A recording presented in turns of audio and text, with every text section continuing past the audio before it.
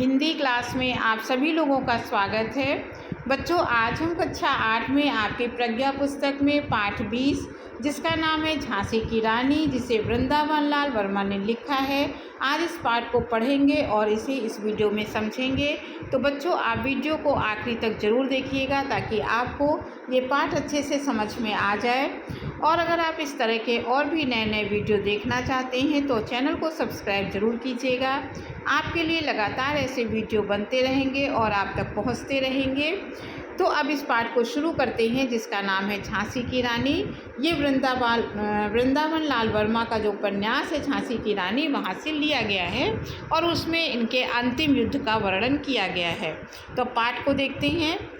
मुंदरबाई रघुनाथ सिंह ने कहा, रानी साहब का साथ एक क्षण के लिए भी ना छूटने पावे। आज अंतिम युद्ध लड़ने जा रही हैं। मुंदर, आप कहाँ रहेंगे? रघुनाथ सिंह, जहाँ उनकी आज्ञा होगी। वैसे आप लोगों के समीप ही रहने का प्रयत्न करूँगा। अब यहाँ पर बताया गया है कि रानी लक्ष्मीबाई अपना अंतिम युद्ध लड़ने के लिए तैयार हो रही हैं। तो उनके जो खास सैनिक हैं रघुनाथ सिंह, वो अपनी पत्नी से कहते हैं कि उनका नाम मुंदरबाई था कि आज तुम रानी के साथ ही रहना, उनसे बिल्कुल भी दूर मत जाना। मुंदर, मैं चाहती हूँ कि आप बिल्कुल निकट ही रहें। मुझे लगता है मैं आज मारी जाऊँगी। आपके निकट होने से शांति मिलेगी। रघुनाथ सिंह, मैं भी नहीं बचूँगा। रानी साहब को किसी प्रकार सुरक्षित रखना है। मैं तुम्हें तुरंत ही स्वर्ग में मिलूँगा। केवल आगे पीछे की बात है। वह सूखी हंसी हंसा। मुंदरबाई को शंका थी कि आज वो ज़रूर अंतिम युद्ध में मारी जाएगी। रघुनाथ सिंह कहते कि हाँ, मुझे लगता है कि मैं भी मरूंगा। अब हम दोनों की भेंट स्वर्ग में ही होगी, आगे पीछे कोई भी मर सकता है। मुंदर ने रघुनाथ सिंह की ओर आंसू भरी आंखों से देखा। कुछ कहने के लिए होठ हिले। रघुनाथ सिंह की आंखें भी धुंधली हुई। दोनों की आंखों में आंसू आ गए। दूर से दुश्मन के बिगुल के शब्द की झाई कान में पड़ी। मुंदर ने रघुनाथ सिंह का मस्तक नवाकर प्रणाम किया और उसके ओठ में जल्दी जल्दी आंसू पोंछ डाले। रघुनाथ सिंह ने मुंदर को नमस्कार किया और दोनों शरबत लिए हुए रानी के पास पहुँचे। मुंदर ने जूही को पिलाया, रघुनाथ सिंह ने रानी को। अंग्रेजों के बिगुल का साफ शब्द सुनाई दिया। तोप का धड़ाका हुआ। गोला सन्नाकर ऊपर से निकल गया। रानी दूसरा कटोरा नहीं पी सकी। तो दोनों शरबत लेकर गए रानी के लिए और जो एक वीर सेनानी महिला थी जूही, उसके लिए। लेकिन तभी अंग्रेज़ों के तोप के गोले दगने लगे और रानी ज़्यादा शरबत नहीं पी पाई। रानी ने रामचंद्र देशमुख को आदेश दिया, दामोदर को आज तुम पीठ पर बांधो। यदि मैं मारी जाऊं तो इसको किसी तरह दक्षिण सुरक्षित पहुंचा देना। तुमको आज मेरे प्राणों से बढ़कर अपनी रक्षा की चिंता करनी होगी। दूसरी बात यह है कि मारी जाने पर ये विधर्मी मेरी देह को छू ना पाएँ। बस घोड़ा लाओ। अब रानी जब युद्ध के लिए निकल रही है तो उन्होंने रामचंद्र देशमुख अपने सेनानी से कहा कि आज दामोदर, जो उनका पुत्र था, दत्तक पुत्र था, उसको अपनी पीठ पर बांधो। अगर मैं मारी जाऊं युद्ध में तो इसकी तुम्हें रक्षा करना है और इसको दक्षिण में पहुंचाना है। और एक बात और करना है, अगर मैं युद्ध में मारी जाऊं तो मेरा शरीर जो अंग्रेज हैं वो ना छूने पाएँ। मुंदर घोड़े ले आई। उसकी आंखें छलछला रही थी। पूर्व दिशा में अरुणिमा फैल गई। अब की बार कई तोपों का धड़ाका हुआ। रानी मुस्कुराई, बोली, यह तात्या की तोपों का जवाब है। मुंदर की छलछलाती हुई आंखों को देखकर कहा, यह समय आंसुओं का नहीं है मुंदर। जा, तुरंत अपने घोड़े पर सवार हो। अपने लिए आए हुए घोड़े को देखकर बोली, यह अस्तबल को प्यार करने वाला जानवर है, परंतु अब दूसरे को चुनने का समय नहीं है, इसी से काम चलाना है। तो जो घोड़ा आया था रानी के लिए, तो जान गए कि ये युद्ध के लिए सही घोड़ा नहीं है, ये तो अस्तबल को प्यार करता है। लेकिन अब कोई दूसरा घोड़ा तैयार नहीं था तो रानी उसी पर चली गई। जूही के सिर पर हाथ फेरकर कहा, जा जूही, अपने तोपखाने पर छका दे इन बैरियों को आज। जूही ने प्रणाम किया। जाते हुए कह गई, इस जीवन का यथोचित अभिनय आपको ना दिखला पाई। खैर, इतने में सूर्य का उदय हुआ। सूर्य की किरणों ने रानी के सुंदर मुख को प्रदीप्त किया। उसके नेत्रों की ज्योति दोहरे चमत्कार से भासमान हुई। लाल वर्दी के ऊपर मोती हीरो का कंठा दमक उठा और चमक पड़ी म्यान से निकली हुई तलवार। तो प्रातःकाल हो गया था। रानी ने लाल वर्दी पहनी हुई थी, मोतियों की माला पहनी हुई थी और तलवार लेकर युद्ध के लिए निकल पड़ी। रानी ने घोड़े को ऐड़ लगाई, पहले जरा हिचका, फिर तेज हो गया। उत्तर और पश्चिम की दिशाओं में तात्या और राव साहब के मोर्चे थे, दक्षिण में बांदा के नवाब का। रानी ने पूर्व की ओर झपट लगाई तो चारों दिशाओं से अंग्रेज़ों को घेरा गया। एक तरफ से तात्या टोपे की सैनिक थे, दूसरी तरफ से राव साहब थे और दक्षिण में बांदा के नवाब थे। तो रानी ने पूर्व की तरफ की ओर रुख किया। गत दिवस की हार के कारण अंग्रेज जनरल सावधान और चिंतित हो गए थे। इन लोगों ने अपनी पैदल पलटनें पूर्व और दक्षिण के बीहड़ में छिपा ली और हुजर सवारों को कई दिशाओं में आक्रमण की योजना की। तोपें पीठ पर रक्षा के लिए थी। हुजर सवारों ने पहला हमला कड़ाबीन बंदूकों से किया। बंदूकों का जवाब बंदूकों से दिया गया। रानी ने आक्रमण पर आक्रमण करके हुजर सवारों को पीछे हटाया। दोनों ओर के सवारों की बेहिसाब दौड़ से धूल के बादल छा गए। रानी के रण कौशल के मारे अंग्रेज जनरल थर्रा गए। काफ़ी समय हो गया परंतु अंग्रेज़ों की पेशवाई मोर्चा से निकल जाने की गुंजाइश ना मिली। रानी इतनी तेज़ी से और इतनी कुशलता से लड़ रही थी कि चारों ओर धूल ही धूल उड़ रही थी। अंग्रेज़ जो है उनको बच निकलने का कोई रास्ता नहीं मिल रहा था। जूही की तोपें गजब ढा रही थी। अंग्रेज नायक ने इन तोपों का मुंह बंद करना तय किया। हुजर सवारों बढ़ते ही जाते थे, मरते जाते थे, परंतु उन्होंने इस तरफ के तोपों को चुप करने का निश्चय कर लिया था। रानी ने जूही की सहायता के लिए कुमुक भेजी। कुमुक माने एक दल भेजा, सेना का एक टुकड़ी भेजी। उसी समय उसको खबर मिली कि पेशवा की अधिकांश ग्वालियरी सेना और सरदार अपने महाराज की शरण में चले गए। मुंदर ने रानी से कहा, सवेरे अस्तबल का प्रहरी रिस रिस कर अपने सरकार का स्मरण कर रहा था। मुझे संदेह हो गया था कि ग्वालियरी कुछ गड़बड़ करेंगे। तब तक पता चला कि ग्वालियर की जो सेना रानी की तरफ से लड़ने आई थी वो अंग्रेज़ों की तरफ मिल गई है और उन्होंने गद्दारी कर दी है रानी से। गांठ में समय ना होने के कारण कुछ नहीं किया जा सकता। रानी बोली, अब जो कुछ संभव है वो करो। इनकी लाल कुर्ती अब तलवार खींचकर आगे बढ़ी। उस धूल धूसरित प्रकाश में भी तलवारों की चमचमाहट ने चकाचौंध पैदा कर दी। कुछ ही समय उपरांत समाचार मिला कि ग्वालियरी सेना परपक्ष में मिल जाने के कारण राय साहब के 2 मोर्चे छिन गए हैं और अंग्रेज उनमें से घुसने लगे हैं। रानी के पीछे पैदल पलटन थी। उसको स्थिर संभालने की आज्ञा देकर वो एक ओर बढ़ी। हुजूर सवार जूही के तोपखानों पर जा टूटे। जूही तलवार से भिड़ गई, घिर गई और मारी गई, परंतु शत्रु की तलवार जिसे चीरने में असमर्थ रही थी। जूही की क्षीण मुस्कुराहट जो उसके होठों पर अनंत दिव्यता की गोद में खेल गई।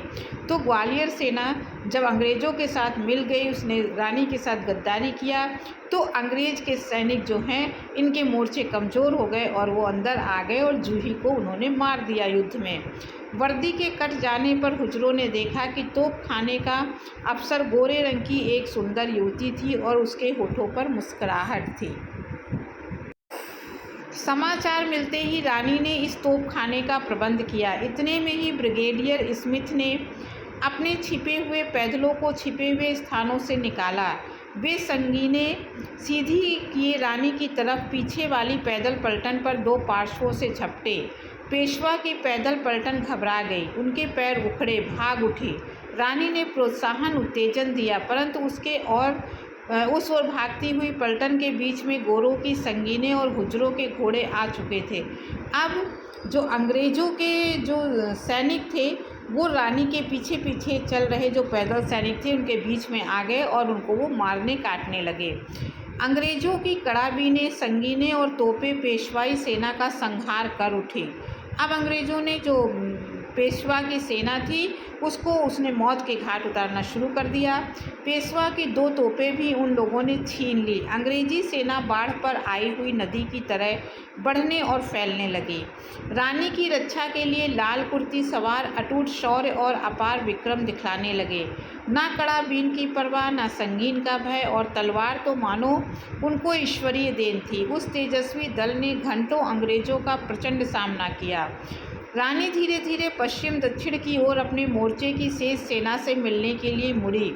यह मिलान लगभग असंभव था, क्योंकि उस भागती हुई पैदल पलटन और रानी के बीच में बहुसंख्यक गुजर सवार और संगीन बरदार पैदल थे।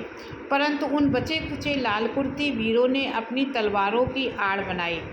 अब क्योंकि बहुत सारे सैनिक रानी के मारे गए थे, जो रानी की सुरक्षा में लगे लाल कुर्ती सवार थे, वो रानी को चारों ओर घेरकर उन्हें सुरक्षित कर रहे थे। रानी ने घोड़े की लगाम अपने दांतों में थामी और दोनों हाथों से तलवार चलाकर अपना मार्ग बनाना प्रारंभ किया। दक्षिण पश्चिम की ओर सोन रेखा नाला था।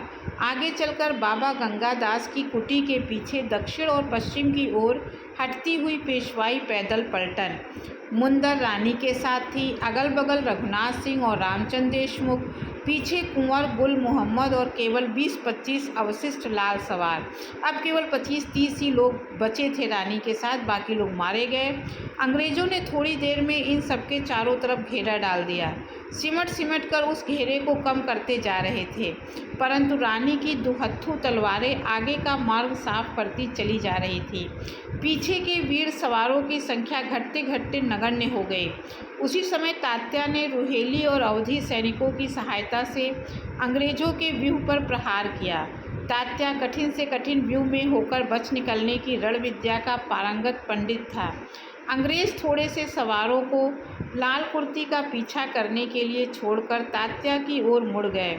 सूर्यास्त होने में कुछ विलंब था। अब रानी चारों ओर से घिर चुकी थी। लाल कुर्ती का अंतिम सवार मारा गया। रानी के साथ केवल 4 सरदार और उनकी तलवारें रह गई।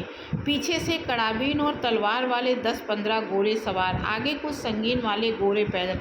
अब रानी के साथ केवल थोड़े ही लोग, 4-5 लोग ही उनकी रक्षा के लिए रह गए थे। रानी ने पीछे की तरफ देखा। रघुनाथ सिंह और गुल मोहम्मद तलवार से अंग्रेज सैनिकों की संख्या कम कर रहे थे।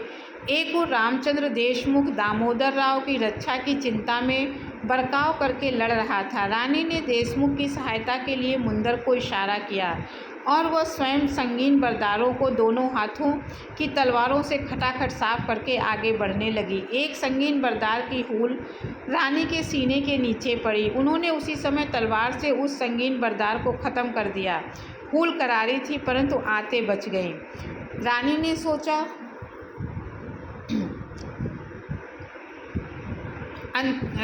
सोचा मेरी देह को अंग्रेज छूने स्वराज्य की नींव बनने जा रही हूँ। रानी का खून बह निकला। उस संगीन बरदार को खत्म होते ही बाकी भागे। रानी आगे निकल गई, उनके साथी भी दाएं बाएं और पीछे। 8-10 गोरे घुड़सवार उनको पछियाते हुए। रघुनाथ सिंह पास थे। रानी ने कहा, मेरी देह को अंग्रेज छूने ना पाए। रानी ने अपने रघुनाथ सिंह से कह दिया कि अगर मैं मारी जाऊं यहाँ पर तो मेरी देह को तुम बचा लेना, इसे अंग्रेज लेकर ना जाने पाएँ। गुल मोहम्मद ने भी सुना और समझ लिया। वो और भी ज़ोर से लड़ा। एक अंग्रेज़ सवार ने मुंदर पर पिस्तौल दागी। उसके मुंह से केवल ये शब्द निकले, भाई साहब मैं मरी, मेरी देह भगवान। अंतिम शब्द के साथ उसने एक दृष्टि रघुनाथ सिंह पर डाली और वो लटक गई। रानी ने मुड़कर देखा, रघुनाथ सिंह से कहा, संभालो उसे, उसके शरीर को वे छूने ना पावें। और वे घोड़े को मोड़कर अंग्रेज़ सवारों पर तलवारों की बौछार करने लगी। कई कटे। मुंदर को मारने वाला मारा गया। रघुनाथ सिंह फुर्ती के साथ घोड़े से उतरा, अपना साफा फाड़ा, मुंदर के शव को पीठ पर कसा और घोड़े पर सवार होकर आगे बढ़ा।